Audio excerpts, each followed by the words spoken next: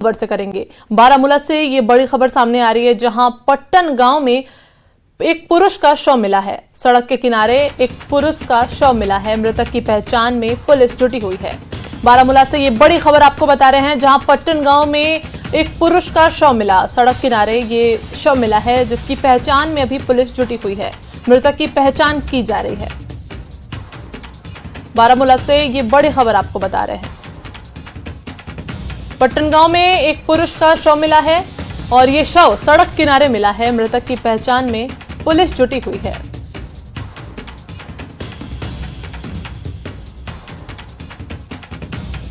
इस वक्त की बड़ी खबर आपको बता रहे हैं, जो बारामूला से आ रही है। पट्टन गांव में एक पुरुष का शव मिला है। ये शव सड़क के किनारे मिला। पुलिस इस मामले की जांच कर रही है और मृतक की पहचान में जुटी हुई है।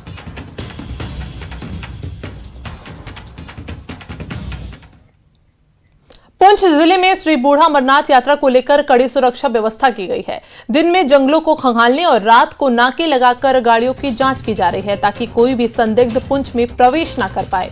न्यूज 18 ने कल देर रात पुंछ जम्मू राष्ट्रीय राजमार्ग पर सुरक्षा व्यवस्था का जायजा लिया। श्री बूढ़ा अमरनाथ की यात्रा 7 अगस्त से शुरू होने वाली है।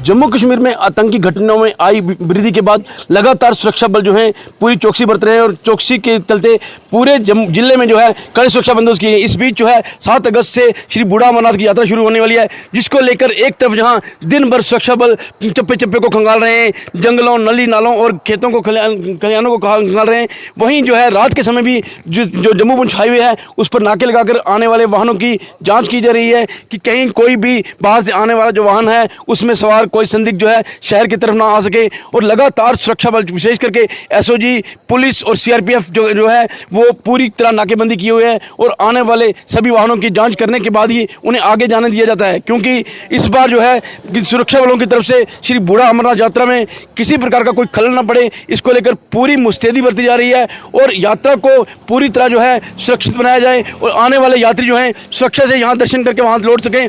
इसके लिए जो है इस प्रकार की जो है व्यवस्था की गई है और जो सुरक्षा बल हैं वो नाके लगाकर जहां आने वाले वाहनों की जांच कर रहे हैं और कोई भी आतंकी घटना जो है ना हो सके, इसके लिए पूरी तरह मुस्तैद हैं। और इस बात का सुनिश्चित किया था इस बात को कि यहां पर जो है यात्रा पूरी तरह से सुरक्षित संपन्न हो। Munish Sharma, news network, Poonch.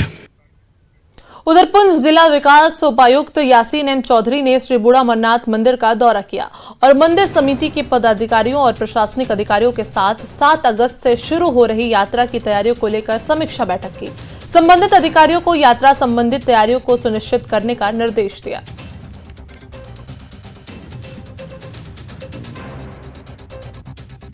श्री बूढ़ा अमरनाथ मंदिर हाथे में मौजूद हैं। एक मीटिंग और एक मुआयना किया गया यात्रा अरेंजमेंट्स के रिलेटेड। जैसे कि आप जानते हैं कि पहला जत्था 6 तारीख से आना शुरू हो जाएगा। यात्रियों की सुविधा के लिए अलग अलग किस्म के इंतजाम, पर्टिकुलरली सैनिटेशन फैसिलिटीज़ और मानसून वेदर का भी थोड़ा नोटिस रखते हुए कैसे हम एक स्मूथ और कंफर्टेबल जर्नी बना सकते हैं, उन सब फैसिलिटीज़ के बारे में चर्चा हुई है। 7 तारीख को जो पहला जत्था है यहाँ पुंछ में पहुँचेगा और यहाँ श्री बूढ़ा अमरनाथ जी के दर्शन के लिए वो जो जत्था है पुंछ से वो 8 तारीख को यहाँ पे आएगा और सुबह 8 बजे यहाँ पे भोले बाबा के दर्शन करेगा। इसके लिए माननीय डीसी साहब बहुत देर से प्रयास कर रहे हैं। पिछले 1 महीने से पूरा जिला प्रशासन प्रयास कर रहा है कि यात्रियों की सुविधा में किसी तरह की कोई कमी ना आए, किसी तरह की कोई परेशानी नहीं होगी। यात्री बढ़ चढ़ कर आएँ और यहाँ भोले बाबा का आशीर्वाद प्राप्त करें। वहीं ले से अभी एक बड़ी खबर सामने आ रही है, जहां ईडी श्रीनगर जोन की बड़ी कार्रवाई की है। पीएमएलए के प्रावधानों के तहत कार्रवाई की गई है। मेसर्स AR मीर और अन्य पर कार्रवाई की गई है। नकली क्रिप्टो करेंसी से यह मामला जुड़ा हुआ है। ले, जम्मू और सोनीपत के 6 ठिकानों पर छापेमारी की गई है। हजारों निवेशकों से धोखाधड़ी से जुड़ा यह मामला है। इमो इलेंट कॉइन में निवेशकों ने निवेश किया। निवेशकों का न मुद्रा रिटर्न मिला और न ही उन्हें कोई रिटर्न मिला। ले और जम्मू कश्मीर में कई FIR दर्ज किए गए हैं।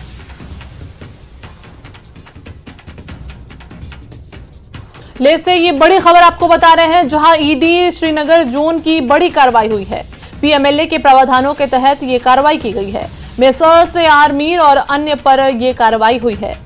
ये मामला क्रिप्टो करेंसी से जुड़ा हुआ है। लेह, जम्मू और सोनीपत के 6 ठिकानों पर छापेमारी की गई है। हजारों निवेशकों से धोखाधड़ी का ये मामला है। इमोलेंट कॉइन में निवेशकों ने निवेश किया। निवेशकों का न रिटर्न मिला और न ही मुद्रा। लेह और जम्मू कश्मीर में कई FIR भी दर्ज किए गए हैं।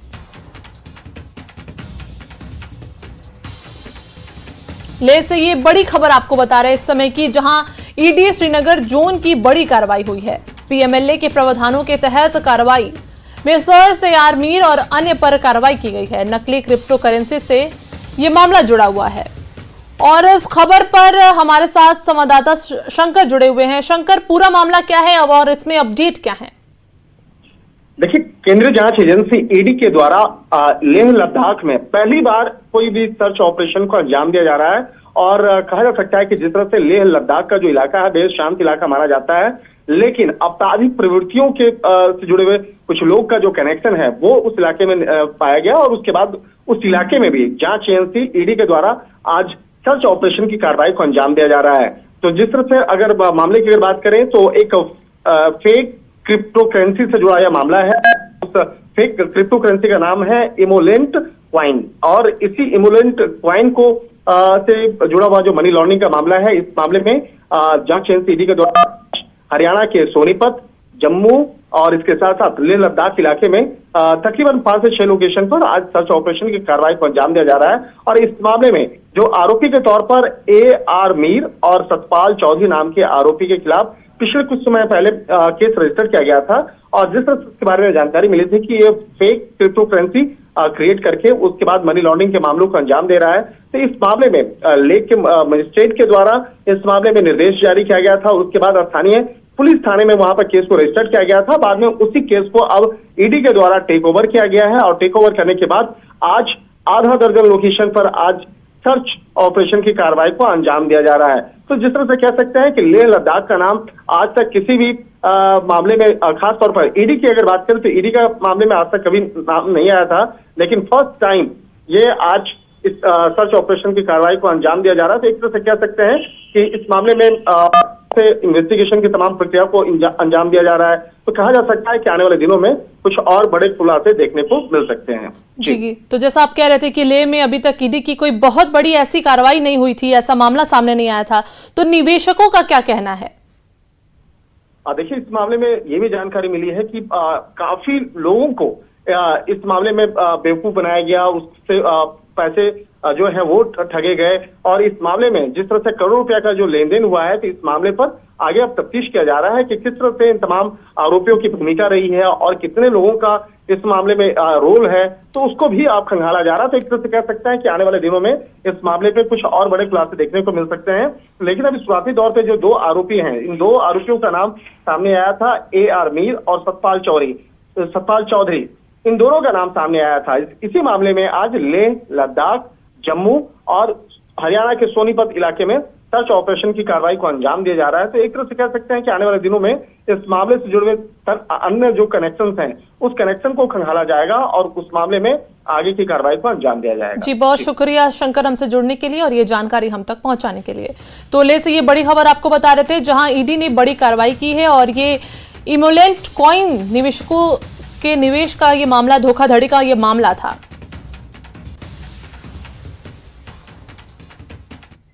चलिए बुलेटिन में आगे बढ़ेंगे। लोकसभा में करगिल एयरपोर्ट के लिए हनीफा जान ने सवाल पूछा है। उन्होंने कहा कि लंबे समय से एयर कनेक्टिविटी की मांग कर रहे हैं, एक एयरपोर्ट बना है, उसमें भी सर्विस नहीं है। 2 साल पहले सर्वे हुआ था, लेकिन उसका स्टेटस क्या है? इस पर सरकार की जानिब से जवाब दिया गया कि भारत सरकार करगिल में नागरिकों को एयर कनेक्टिविटी देने की इच्छुक है। सर, करगिल लद्दाख का पॉपुलेशन वाइज बड़ा डिस्ट्रिक्ट है और ये डिस्ट्रिक्ट जो है सर्दी में, विंटर में 5 महीने के लिए रेस्ट ऑफ द कंट्री से कट ऑफ रहती है। और पिछले 50-60 सालों से वहाँ पे एयर कनेक्टिविटी का डिमांड होती रही है। वहाँ पर एक छोटा एयरपोर्ट बनी है, वो भी पिछले 30 सालों से बनी है, वो भी ऑपरेट नहीं है। तो उड़ान स्कीम के तहत 2 बार उस एयरपोर्ट को लिया गया है, उसके बावजूद भी अभी तक वहाँ एयर सर्विस शुरू नहीं है। मेरा ऑनरेबल मिनिस्टर साहब से ये क्वेश्चन है कि पिछले 2 साल पहले करगिल में नए एयरपोर्ट के लिए सर्वे वहाँ पे कंडक्ट हुई थी, लेकिन अभी तक उस सर्वे का कोई अता पता नहीं है। क्या वो सर्वे कंप्लीट हुई है? अगर हुई है तो उसका स्टेटस क्या है? और इसमें आंसर आपने दिया है कि वहाँ पे एक जगह का नाम दिया है, वहाँ फिजिबिलिटी रिपोर्ट नेगेटिव आई है, तो उसके अलावा और भी जगह है वहाँ पे, क्या वहाँ पे सर्वे कंडक्ट करके एयरपोर्ट बनाने का आपका प्लान है?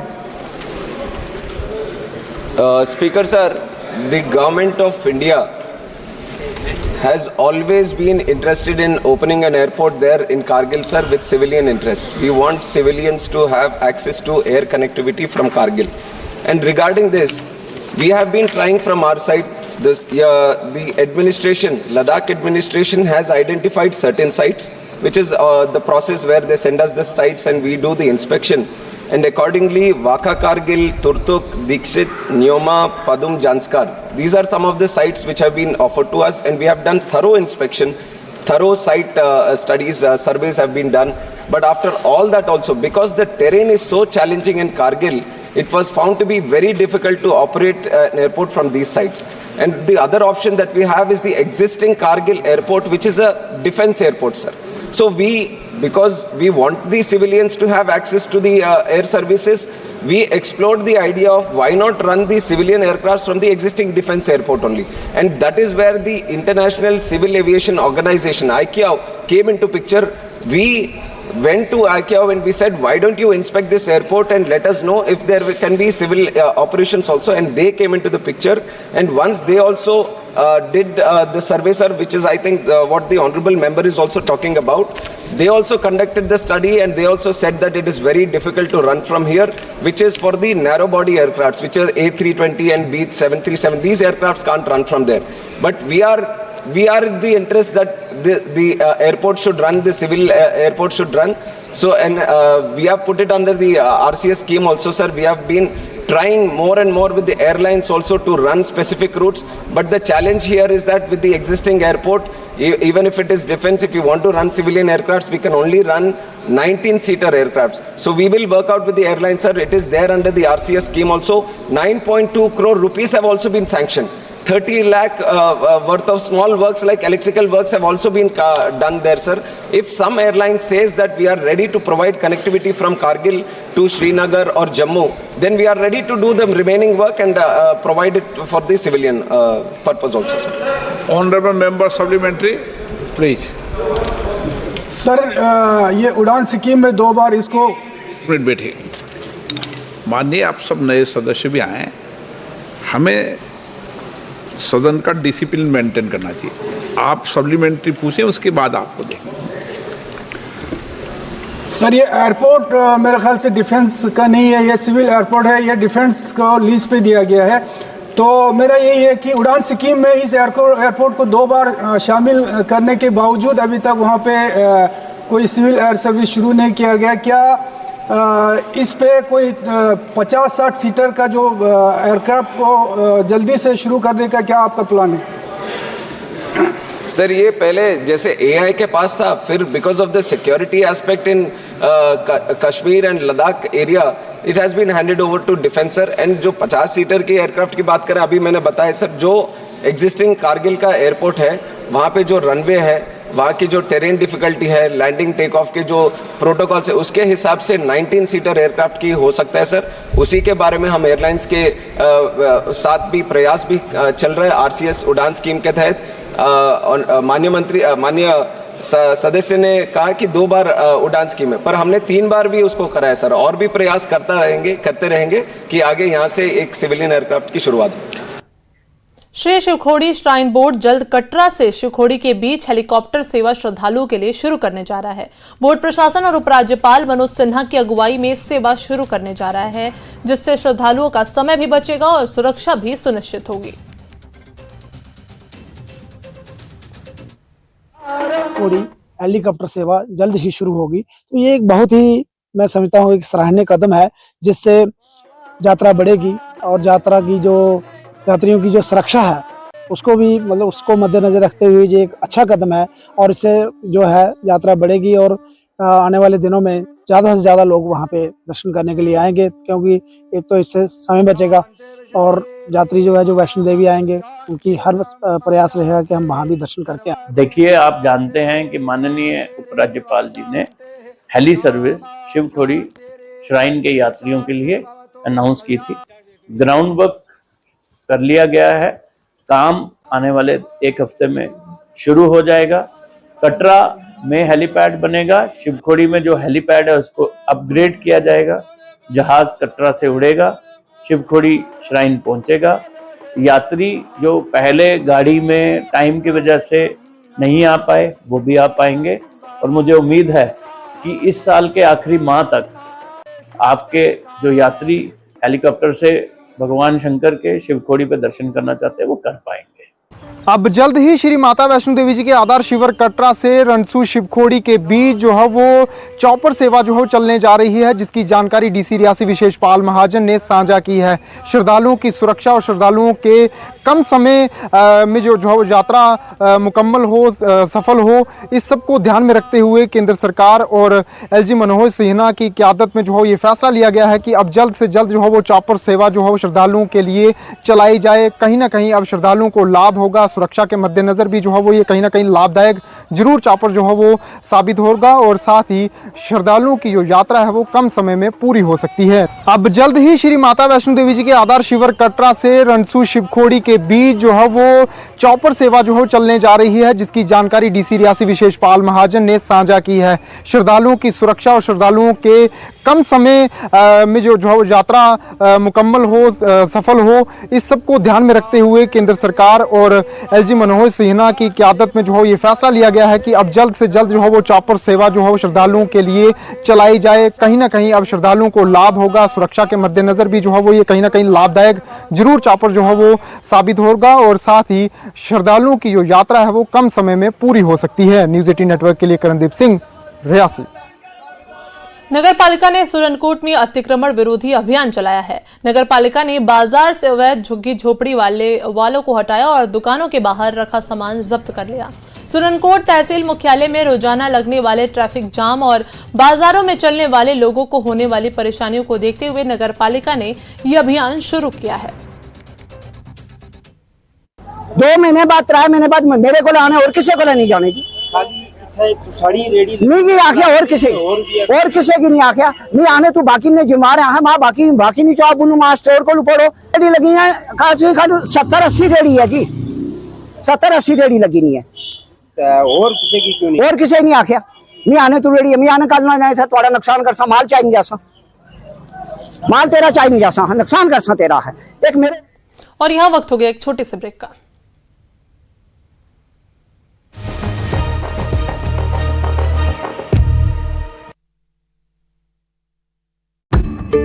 को खदेड़ा, सुरक्षा बल सीमावर्ती इलाके पर रखी है कड़ी नजर। पुंछ में आतंकियों का मददगार गिरफ्तार, कब्जे से पिस्तौल बरामद, पुलिस कर रही पूछताछ।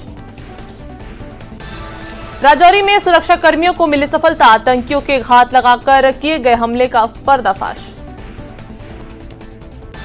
जम्मू कश्मीर विधानसभा चुनाव को लेकर एनसी के एमएलसी शेख बशीर अहमद ने चुनाव की आयोग की आलोचना की। कहा, जम्मू कश्मीर में चुनाव को लेकर गंभीर नहीं है चुनाव आयोग।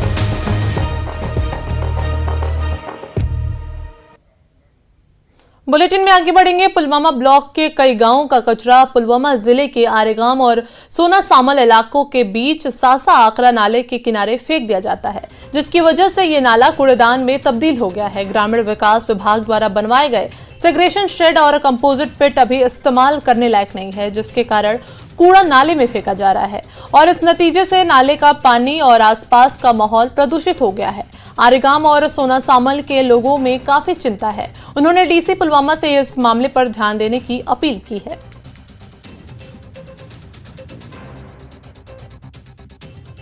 वेस्टेज गांवों से निकलेगा, इसकी जो एक कलेक्शन होगी प्रॉपर, जब तक ये पूरी तरह से साइंटिफिक तरीके से पूरा डिस्पोज ऑफ नहीं होगा, रिसाइकलिंग नहीं होगा, तब तक मुझे नहीं लगता ये वेस्ट मैनेजमेंट जो है एक कंसेप्ट है, प्रोग्राम है कि ये कामयाब होगा। क्योंकि अगर हम वेस्टेज को कलेक्ट करेंगे उसके बाद हमें उसको डिस्पोज ऑफ करना है या रिसाइकलिंग करना है, पहले हमें साइंटिफिक तरीके से उस पे पूरा जो हमारा जो फोकस वो उस पे रहेगा कि उसके बाद जो एक वेस्टेज की एक प्रॉपर कलेक्शन होगी, उसके बाद सेग्रीगेशन शेडो तक लिया जाएगा, डिस्पोज ऑफ किया जाएगा।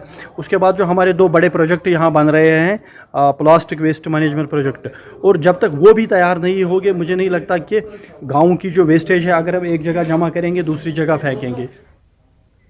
जम्मू एम्स में ओपीडी सेवाएं शुरू हो गई हैं। मरीज अब एम्स में अपना इलाज करा सकते हैं। दिल्ली एम्स की तर्ज पर जांचों के शुल्क तय किए गए हैं। हालांकि सर्जरी और इंडोर सेवाओं के लिए 6 महीने और प्रतीक्षा करनी होगी। एम्स जम्मू को ग्लोबल विलेज की तरह विकसित करने की योजना बनाई गई है ताकि विदेशों से भी डॉक्टर यहां आकर शोध कर सकें और एम्स में पढ़ रहे विद्यार्थियों के साथ अपने अनुभवों को साझा कर सकें। हमारा ऑफिशियल इनॉग्रेशन हुआ है ओपीडी सर्विसेज का, तो आप देखेंगे कि ना केवल बेसिक मेडिकल सर्विसेज पर सुपर स्पेशलिटी सर्विसेज भी एम्स जम्मू आने वाले दिनों में ना केवल जम्मू के लोगों को पर जम्मू, लेह लद्दाख और आसपास के एरियाज़ जैसे पंजाब और हिमाचल, ये सारे लोगों को ना केवल बेसिक मेडिकल सर्विसेज पर सुपर स्पेशलिटी सर्विसेज भी प्रोवाइड करेगा। और फिर अंदर आओ, पर्ची सिस्टम बहुत अच्छा है, ठीक है, बहुत अच्छा सिस्टम है। फिर पर्ची उधर दिखाओ, वो ले जाते हैं साथ में। किसी को ज़्यादा परेशानी है, व्हील चेयर वगैरह उधर लगी हुई है, वो पूरी हेल्प करते हैं और अंदर पर्ची लेकर डॉक्टर साहब बहुत अच्छी सिस्टम से देखते हैं, बहुत अच्छा देखते हैं। हमारा स्टाफ ही जो है 2-3 महीने से वो इंतजार कर रहा था कि हमारी ओपीडी सर्विसेज कब स्टार्ट हों। आज दे वर वेरी एक्साइटेड। मैं उनसे पूछ रहा था कि हाउ यू आर फीलिंग, दे से गुड। तो इससे बड़ी जो है, क्योंकि एक्चुअली ना हमारे जो एम्स जो है वो इनाग्रेशन तो फरवरी में की थी प्राइम मिनिस्टर साहब ने, लेकिन ये था कि मैं चाहता था कि जब भी पेशेंट हमारे पास हो हेल्थ फैसिलिटीज़ अवेलेबल होनी चाहिए। और किसी को एक्सरे की ज़रूरत है, सीटी की है, एमआरआई की है या ब्लड टेस्ट की ज़रूरत है, हम उसको अगर देखते हैं फिर लिखते हैं कि आप जम्मू से करा के लो। इससे पेशेंट वापस 23-27 किलोमीटर जाएगा, फिर दिक्कत करके आएगा, तो उससे जो है पेशेंट को। संबल में स्वच्छता और सफाई को बढ़ावा देने के लिए नगर समिति संबल ने सरकारी डिग्री कॉलेज में सफाई अभियान चलाया। यह कार्यक्रम सरकार की स्वच्छता पखवाड़ा पहल के तहत आयोजित किया गया, जिसका उद्देश्य सार्वजनिक स्थानों पर सफाई और स्वच्छता को बढ़ावा देना है। Has been initiated by the Government of India in connection with the 77th Independence Day celebrations, and we have been directed from the higher education and the district administration to initiate certain programs, awareness programs, sensitization programs in order to make our students well equipped with the knowledge that they are the future citizens of our country, to take the cognizance of cleanliness as the initiative, to keep our country updated with the care, the love, the affection of cleanliness, and then to make our country healthier and greener. This all can be done when we educate our students, when we educate our locality members, the community members at the grassroots level, and take the initiative to the heights by giving our best efforts and dedicating ourselves for the cause of it. Ladakh शून्य उत्सर्जन के साथ green hydrogen ईंधन पर बसें चलाने वाला देश का पहला राज्य बनने के लिए तैयार है। हाइड्रोजन ईंधन पर बसों को चलाने के लिए सभी आवश्यक प्रशिक्षण सफलतापूर्वक पूरे हो चुके हैं। यह परियोजना सितंबर 2024 तक शुरू हो जाएगी। आपको बता दें कि इस प्रोजेक्ट की आधारशिला 30 जुलाई 2022 को प्रधानमंत्री नरेंद्र मोदी द्वारा वर्चुअली रखी गई थी।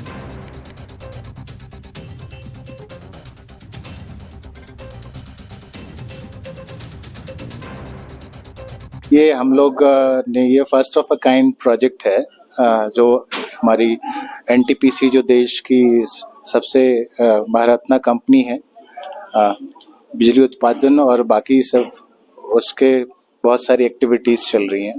तो हमने लद्दाख एडमिनिस्ट्रेशन के साथ और LAHDC के साथ MOU किया था, जिसमें कि हम लद्दाख में वो सारे प्रोजेक्ट्स के लिए काम करेंगे जो टेक्नोलॉजी, एडवांस टेक्नोलॉजी के ऊपर आधारित है।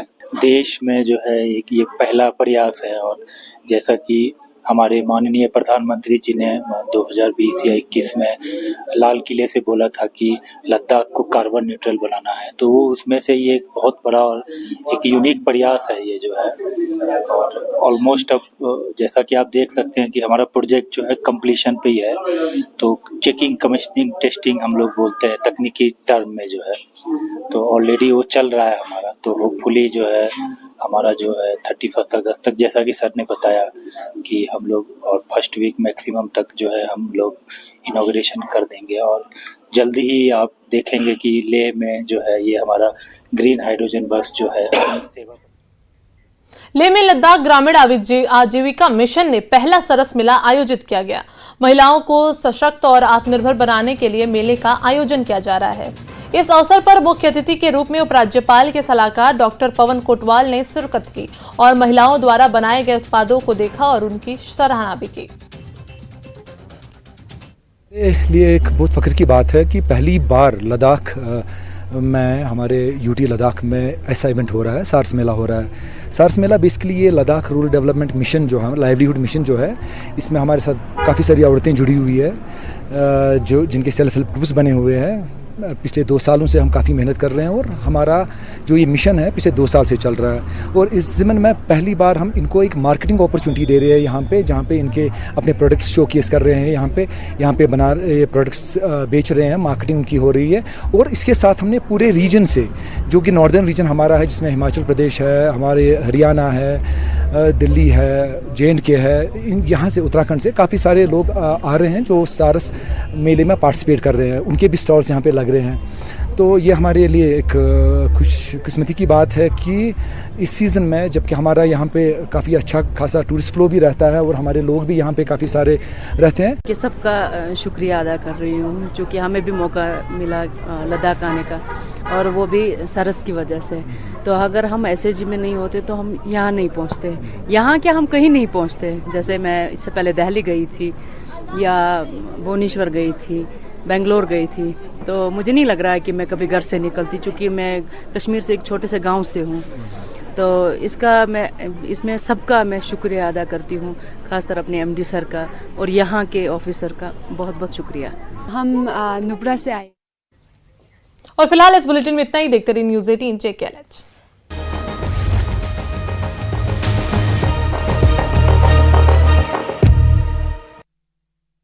कहीं